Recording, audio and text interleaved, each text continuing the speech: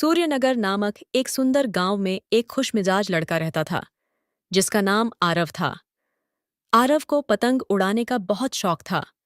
उसकी बड़ी सी लाल पतंग, जिसके सुनहरे पूंछ थे, आकाश में बहुत खूबसूरती से नाचती थी। आरव को अपनी पतंग पर बहुत गर्व था और वह इसे कभी किसी और को उड़ाने नहीं देता था। एक दिन जब गांव में वार्षिक पतंग उत्सव शुरू हुआ तो आकाश रंग बिरंगी पतंगों से भर गया।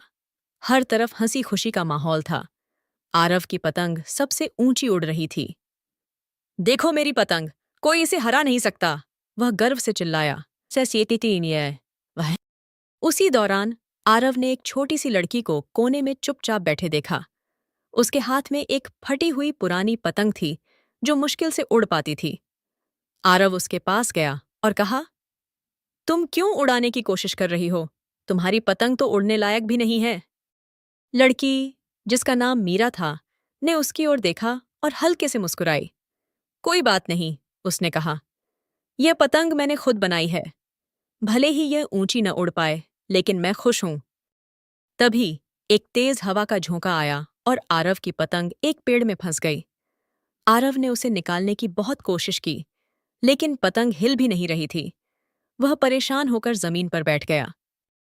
मीरा ने यह देखा और अपनी पुरानी पतंग के साथ उसके पास आई। शायद मैं मदद कर सकती हूं, उसने कहा। आरव ने मुंह बनाते हुए उसे देखा, लेकिन सहमति में सिर हिलाया। मीरा पेड़ पर चढ़ी और बड़ी कुशलता से पतंग को सुलझाकर नीचे ले आई। आरव हैरान रह गया। धन्यवाद, लेकिन तुमने मेरी मदद क्यों की? मैं तो तुम्हारे साथ अच्छा नहीं था। मीरा मुस्कुराई और बोली, दया इस बात पर निर्भर नहीं करती कि लोग आपके साथ कैसे पेश आते हैं। दया का मतलब है सही काम करना।